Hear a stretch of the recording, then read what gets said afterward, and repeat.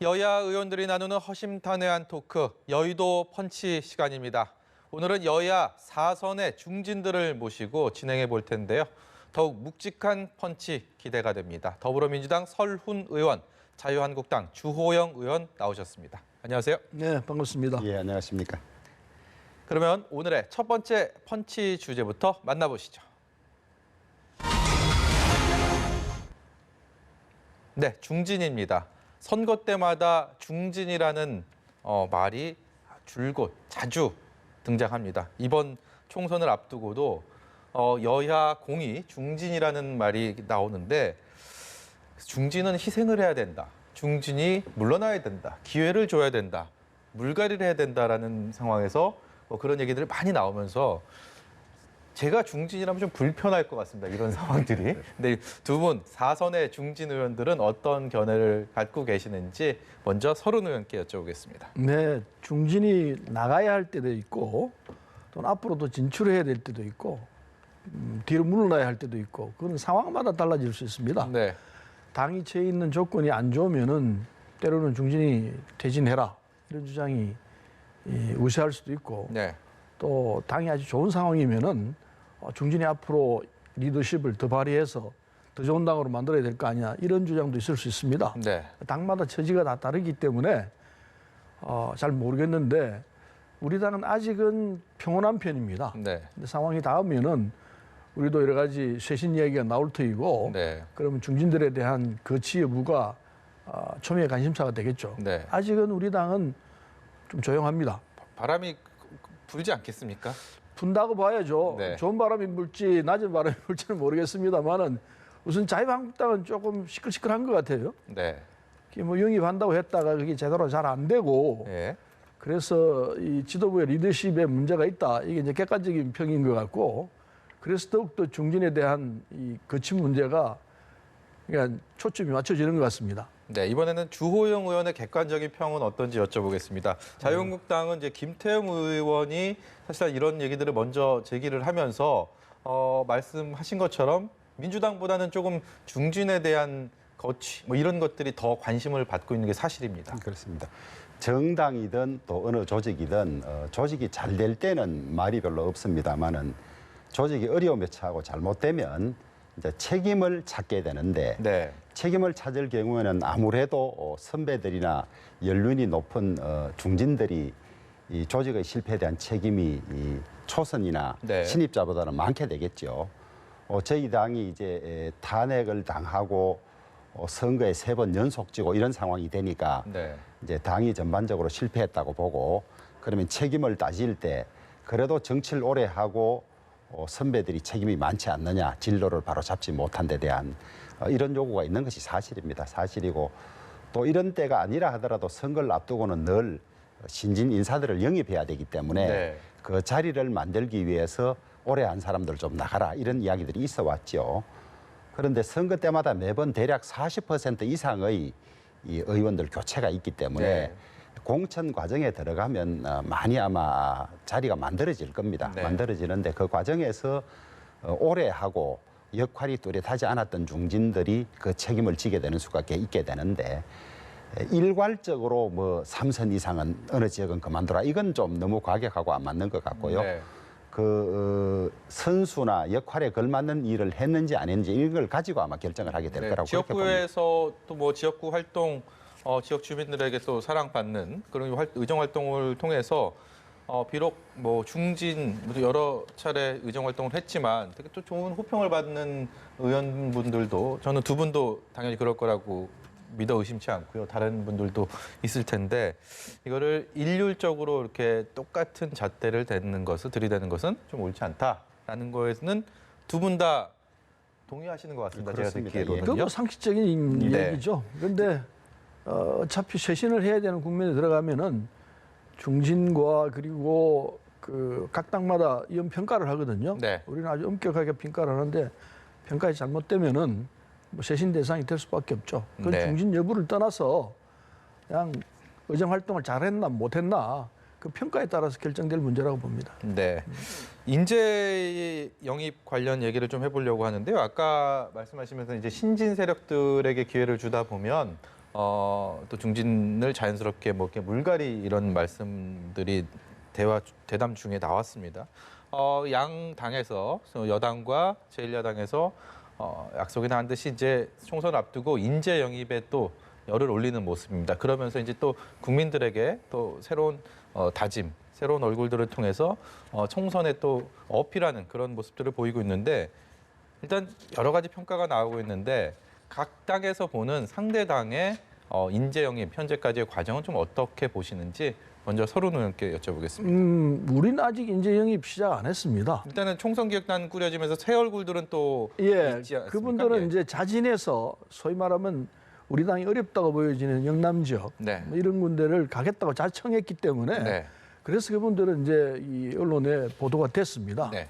이를테면은 김용진 전 차관 네. 이분은 저 충남 홍성 예상에 나간다고 그러셨고 네. 그리고 김학민 순천대 교수는 김학민 교수가 그랬네.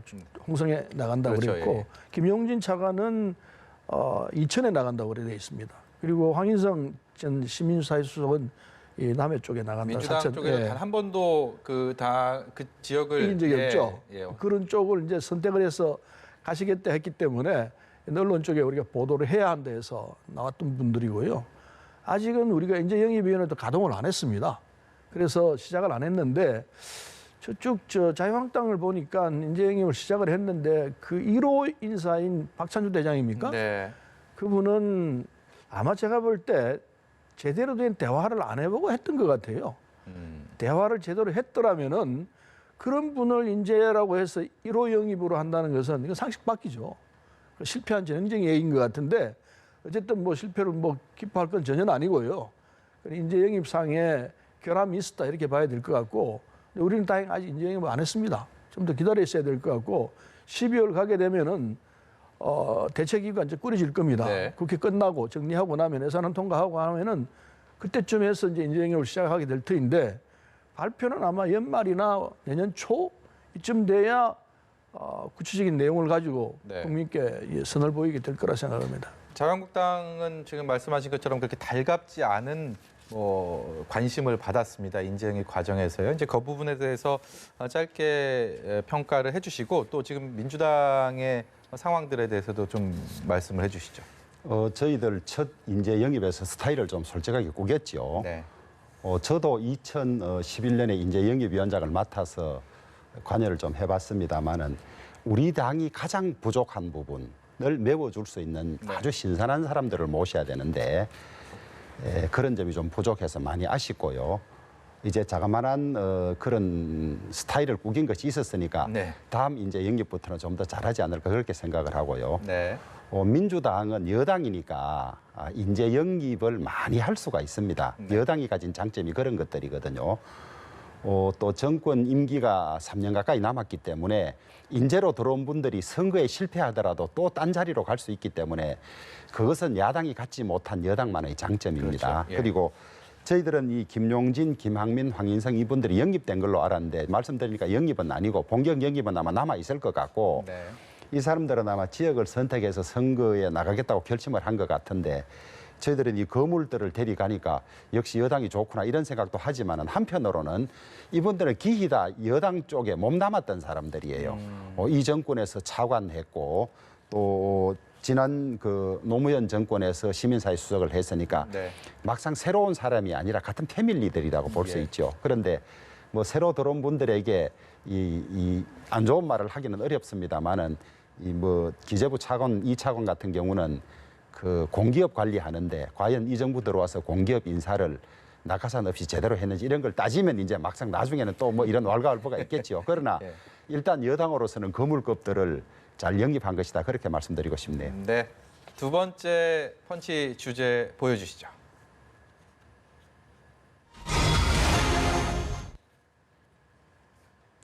네, 황교안 자유한국당 대표가 보수 대통합을 주창하면서 보수 통합이 여의도 정치권에 큰 관심을 받고 있습니다.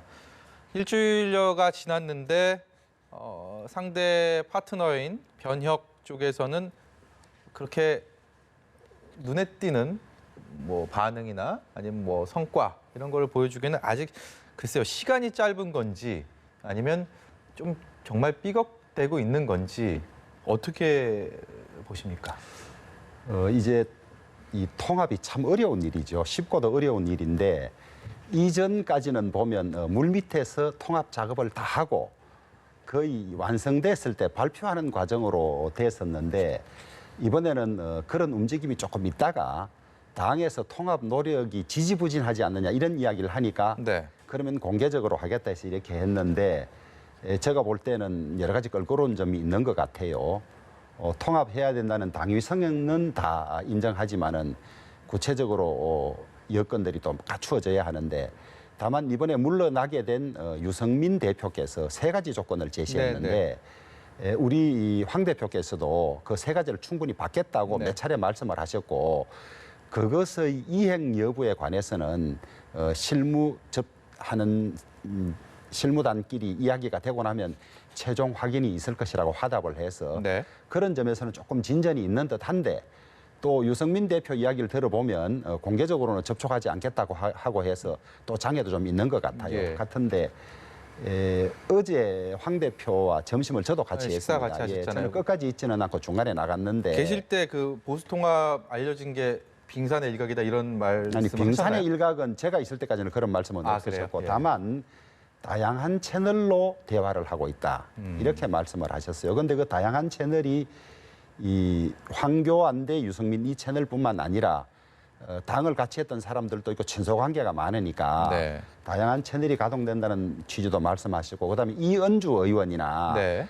다른 보수 세력과도 크게 자유애국 세력들끼리 통합을 노력하고 있다 이런 말씀을 하셨어요. 그러니까 굳이 변혁뿐만 아니라 다양하게 통합할 수 있는 세력들과 대화하고 노력하고 있다 이렇게 이해를 했습니다. 이 통합 과정에서 그 주도권을 좀 선점하기 위해서 좀 유리한 고지를 선점하기 위한 그런 기싸움이냐 아니면 좀 이 접근법 자체가 거리감을 좁히기가 어려운데 그래서 결말이 새드 엔딩이 이미 결정된 상황에서 그냥 줄다리기를 하는 것이냐 이렇게 의견들이 나옵니다. 모르겠습니다. 저는 지극히 어려운 과정이기는 한데 그게 결말이 안 좋을 것 같으면 공개적으로 하고 이렇게 하면 서로 다 타격을 입을 텐데 다만 이제 이런 과정에는 세심하게 짚어야 될 부분들이 많기 때문에 그런 것을 논의하는 과정이 아닌가 이렇게 보고 네. 보수는 내년 선거에 분열하면 서로 결과가 치명적일 수 있기 때문에 협족하지는 않더라도 통합을 위해서 최선을 다할 걸로 그렇게 보고 있습니다. 네. 보수의 통합 움직임 그런 협의들을 민주당의 4선 의원이 이렇게 지켜볼 때는 어떤 느낌이 드십니까? 근데 이제 한국 정당사에서 보면요, 이런 정당의 합치는 문제, 통합 문제는 첫째 강력한 리더십을 가진 분이 있어야 합니다. 예를 들면 3당 통합, 그 유명한 노태우 대통령이 나서가지고 김영삼 과거 민자당 민주당 있죠? 예. 3당이 합당할 때 그분들이 각각 그 집단에서 갖고 있던 파워는 지도력은 절대적이었죠. 네. 그래서 그게 가능했던 겁니다. 딴 사람들 따라와 다 따라갑니다. 따라 안 오는 분들은 이제 탈락하죠. 다른 세력으로 가지만은 거의 다 그냥 따라가게 돼 있습니다. 근데 지금 현재 자유한국당이나 그다음에 변혁이나 나머지 그 범야권적인 이런 정당들 모임체들을 보면은 누구 뚜렷한 지도력을 갖고 있는 분이 안 보여요. 네. 한경원 대표가 있다지만 한경원 대표 정도 갖고 있는 이 리더십 가지고는 쉽게 통합이 안 이루어질 거라 생각합니다. 그래서 쉽지 않을 거라 보고 그다음 또 통합을 하려면 자기 희생적인 모습이 보여야 합니다. 그래서 감동을 받아야 돼요. 조직원들이. 집단 조직 성원들이 저 리더가 자기를 희생하면서 이게 하려고 들고 있구나. 우리 네. 같이 가야 되겠다. 이런 감동을 줘야 되는데 그게 아무것도 없어요. 네. 그냥 이합 집산하고 그냥 좋기 위해서 그냥 하는 이런 모습. 국민이 느끼고 저건 되겠네 이런 느낌이 있어야 따라가게 되는데 그런 게 안 보여요. 리더십도 없고 그런 감동도 없고 그렇기 때문에 저게 잘 될까? 좀 잘 됐으면 좋겠어요. 왜냐하면은 강한 야당이 있어야 강한 여당이 만들어집니다. 그래서 둘이 같이 대화를 해서 국정이 원만하게 이끌어지는 것인데 저렇게 야당이 자기 위치를 잘 못 잡으면은 어쩌나 하는 걱정이 좀 있습니다. 네. 유승민 의원이 어쨌든 간에 보수 통합을 하는 과정에서 자유한국당에서 바라보는 가장 큰 중심축 아닙니까? 근데 유승민 의원이 돌연 사임을 선언했기 때문에 여기 이 상황을 바라보는 모습들도 자유한국당 내에서는 좀 여러 가지 해석들, 또 복잡한 미묘한 그런 감정들이 생길 것 같아요. 정치 평론가나 언론에서는 유승민 대표의 사임이 네. 유승민 대표가 사임하고 오신환 대표로 교체가 되지 않습니까? 네. 대폭 젊어졌거든요. 그런 것들이 이 협상 파트너인 자유한국당에 대한 메시지가 있는 것이 아니냐 이런 보도를 많이 봤습니다. 예. 이제 그럴 수도 있고 저도 궁금해서 몇몇 군데 타진을 해봤습니다. 네. 그 변혁이 출범할 때 대표를 맡게 되셨는데 네. 이제 어느 정도 변혁 모임이 자리를 잡았으니 본인이 이 젊은 후배들에게 역할을 맡기는 게 좋겠다는 생각을 많이 하셨다 그래요. 이제 그 과정에서 묵시적으로 자유한국당에 메시지를 준 것인지는 저는 잘 모르겠습니다만은 그런 정도로 알고 있습니다. 네. 그러면 오늘 중진 의원들을 두 분을 모셨더니 정말 너무 차분하게 점잖게 이렇게 저도 이렇게 사뭇 이전과는 다른 그런 느낌을 받습니다. 이슈가 무슨 뭐 격렬하게 다툴 그런 이슈들이 아니요, 아니니까. 사람에 따라 달라지는데요. 예. 이 주호영 의원은 야당에서 점잖기로 유명한 분입니다. 네. 저는 별로 점잖다는 소리 못 듣거든요. 근데 점잖은 분이 나오시면은 점잖게 할 수밖에 없습니다. 상대적입니다. 네. 오고 가는 덕담 속에 마지막 세 번째 펀치 주제를 보여주시죠. 침묵입니다. 어떤 침묵일까요? 조국 전 장관이 어제 검찰에 소환돼서 조사를 받았는데 검찰 조사를 예견하고 앞서서 준비하는 그런 본인의 느낌을 SNS를 통해서 밝혀왔는데 실제로 검찰 조사 과정에서는 진술 거부권을 행사했습니다. 쉽게 말해서 검찰의 어떤 조사에 말을 하지 않았다, 침묵했다라는 그런 의견으로 저희가 침묵이라고 주제어를 잡아봤는데 조 전 장관의 이런 침묵에 대해서는 어떻게 보셨습니까? 조 전 장관과 검찰관은 아주 극도로 대립하고 있는 상황이거든요. 주장이 완전히 달라요. 그래서 조 전 장관이 아마 검찰에서 다퉈봐야 아무런 떡이 될 것 없다. 네. 검찰의 주장은 그냥 주장이고 날 기소해라. 법정에서 그냥 다툴 뻔 아니다. 그런 입장인 것 같아요. 그래서 바로 침묵으로 일관했다라는 얘기는 기소해라. 기소해서 법정에서 다투자. 이 얘기이기 때문에 뭐 조 장관 입장에서는 그럴 수밖에 없었을 거라 보고 있습니다. 근데 뭐 기소해라 네. 이 얘기입니다. 기소를 하고 안 하고는 검찰이 할 문제지만은 뭐 어떻게 보면은 이 진술을 안 했기 때문에 검찰 입장에서는 기소하기 더 쉽죠. 네. 그래서 방어하는 입장에서 더 쉽게 상대방이 검찰이 쉽게 했다는 것도 이해가 안 되지만 그러나 이미 이 조 장관은 다 각오하고 좋다. 검찰 너가 하는 얘기는 내가 그대로 받아줄게. 그러나 법정에서 보자.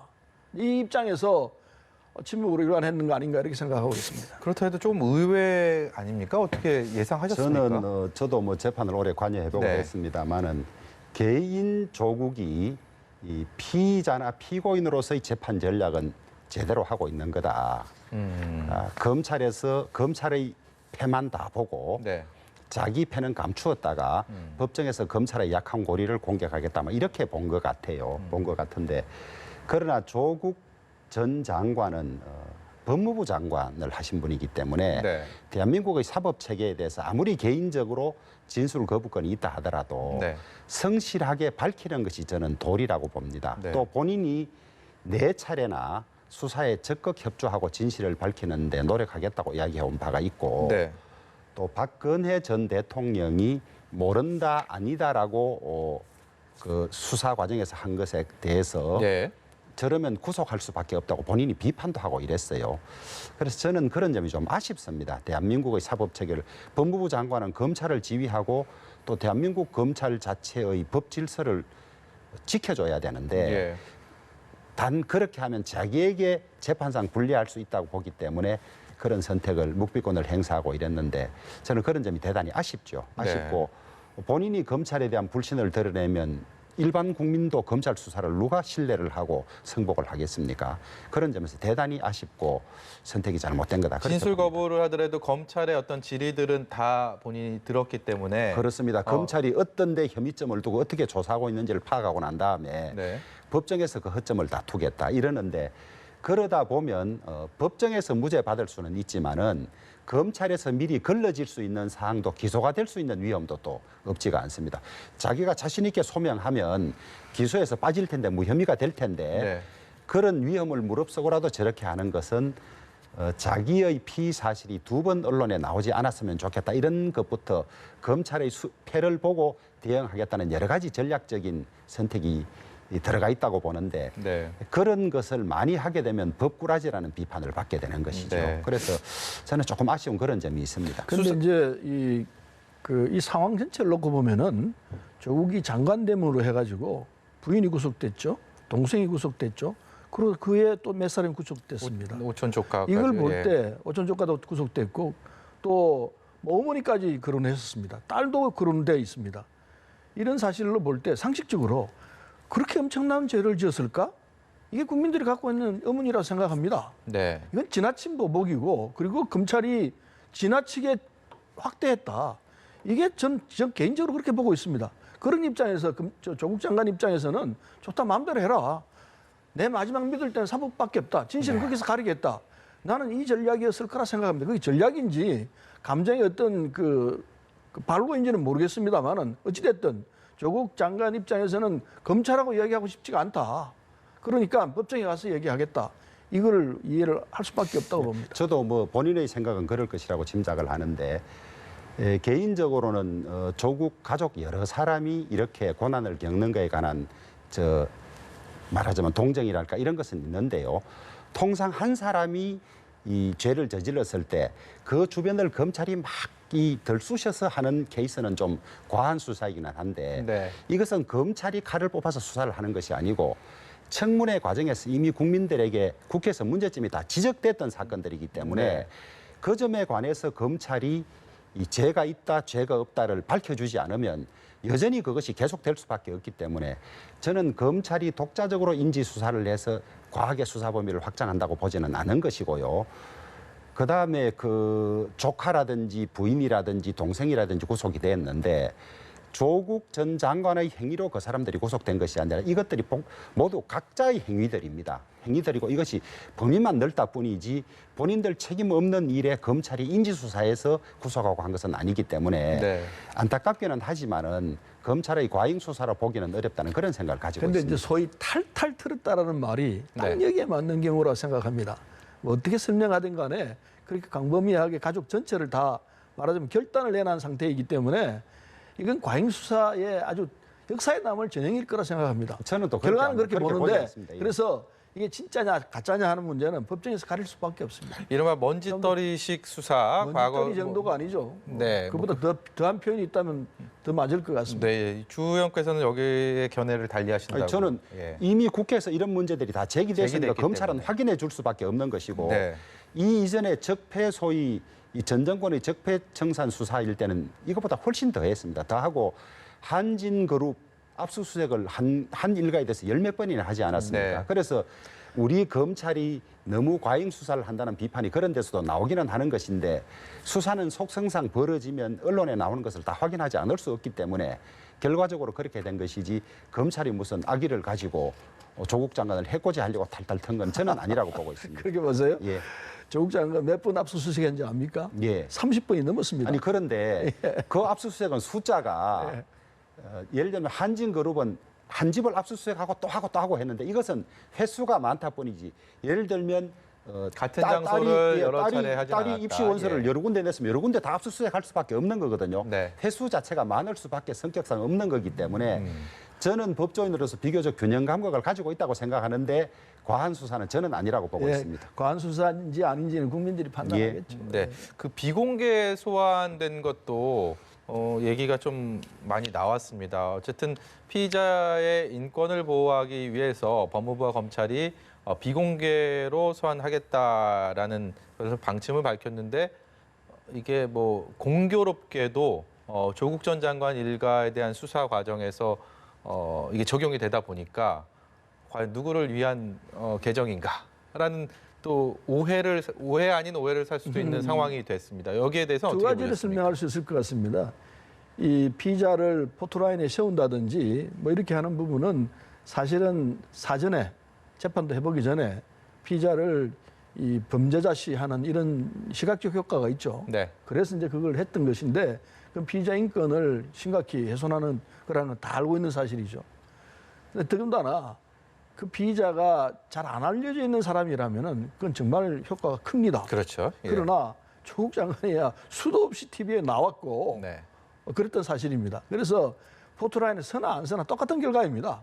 그래서 조국 장관이 뭐 포토라인에 섰니 안 섰니 이걸 가지고 시비를 한다는 것은 조금 우스꽝스럽고 문제는 검찰 측에서 그런 피자의 인권 유린하는 행위는 이제 안 하겠다, 지양하겠다 이렇게 했기 때문에 그 맞습니다. 그렇게 해야 합니다. 앞으로도 그렇게 할 겁니다. 그런데 이제 그 시작이 공교롭게 조국 장관부터 됐는지는 모르겠습니다. 아마 그 전에도 있었을 거예요.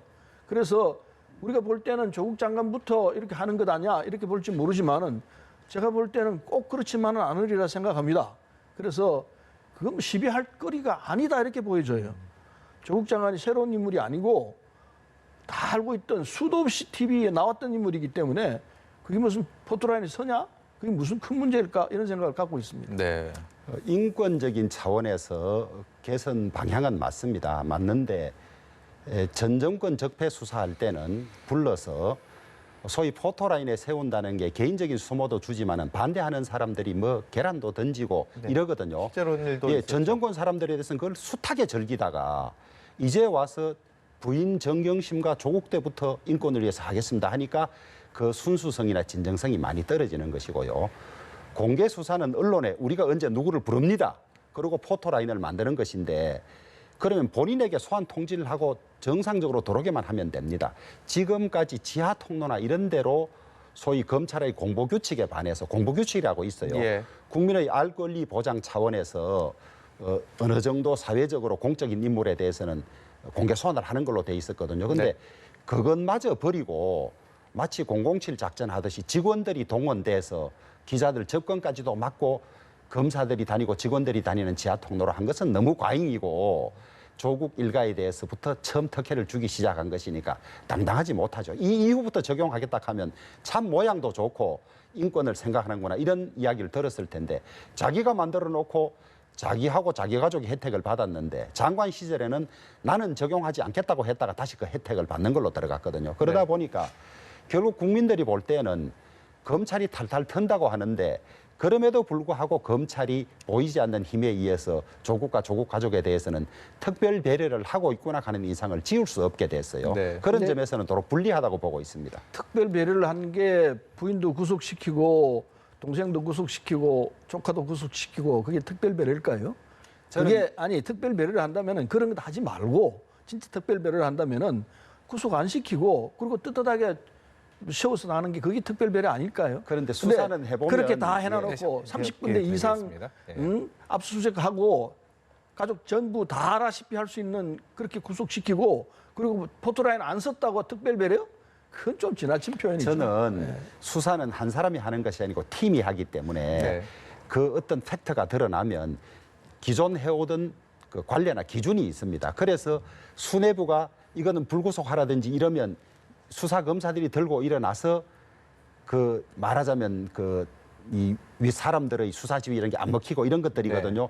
예전에 윤석열 총장이 이 국정원 댓글 사건 수사할 때도 위에서는 어떻게 하라는데 들고 일어나서 그렇게 하지 않았습니까? 예. 그래서 이것들은 거의 공개가 되기 때문에 봐주고 안 봐주고를 편하게 할 수가 없습니다. 이건 예를 들면 이런 사건들을 불구속하게 되면 앞으로 유사한 사건들을 전부 그렇게 처리해야 되기 때문에 네. 그것은 어쩔 수 없었던 것이고 이 공개 출석이냐 비공개 출석이냐 이런 부분에서는 사실상은 저는 혜택을 주고 있는 것이라고 보고 있습니다. 근데 이 문제를 가지고 귀한 시간에 이게 소비할 시간은 아니라고 생각합니다. 전파 낭비가 될 수 있습니다. 넘어가죠. 예. 조국 전 장관의 결과가 어쨌든 우리 사회, 정치권 모두 이렇게 모든 이슈를 블랙홀처럼 빨아들일 정도로 큰 우리 사회가 큰 홍역을 알았는데 과연 어떤 결론으로 이어질지 어떤 결과로 매짐을 하게 될지 앞으로 지켜보겠습니다.